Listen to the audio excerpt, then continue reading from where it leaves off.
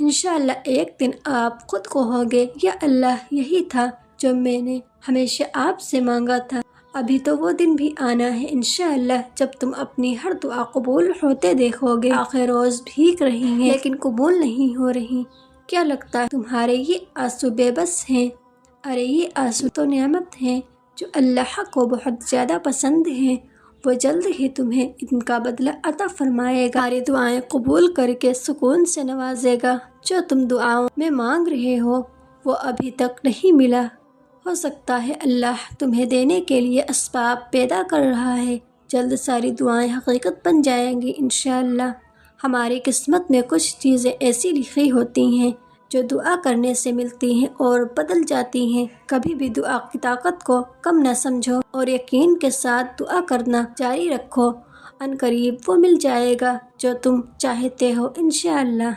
میں نے سسک کر کہا یا اللہ میرے ہاتھ خالی ہیں، تو اللہ نے قرآن سے جواب دیا اور جلد ہی آپ کا رب آپ کو اتنا دے گا کہ آپ خوش ہو جاؤ گے۔ بہت جلد اللہ پاک تمہارا نصیب بدلنے والا ہے اور تمہیں وہ ملنے والا ہے جس کے ملنے کی تڑپ نے تمہاری مسکراہٹ چھین لی تھی۔ بہت جلد تم خوش ہونے والے ہو۔ لا حاصل خواہشیں، ادھورے قصے، ناممکن خواب، کچھ بھی ناممکن نہیں رہتا جب بات تہجد کی دعاؤں پر آتی ہے۔ جو تمہارے دل کے زخم ہیں نا، یہی تو ہمارے اللہ کے قریب کرنے کا ذریعہ ہے۔ ہاں مشکل ہے ابھی مگر یقین کرو ان زخموں کا مرہم تمہیں جلد ملنے والا ہے۔ کچھ چیزیں نصیب اور حقیقت دونوں میں نہیں ہوتی، لیکن اللہ پر یقین اور توکل سے سب ہو جاتا ہے۔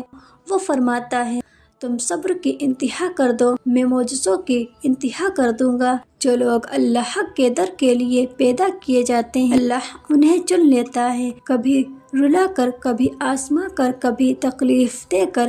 وہ اپنے خاص بندوں کو دوسروں سے الگ کر دیتا ہے۔ کچھ اس مقام پر چل کر خود آتے ہیں اور کچھ کو کھینچ کر لایا جاتا ہے۔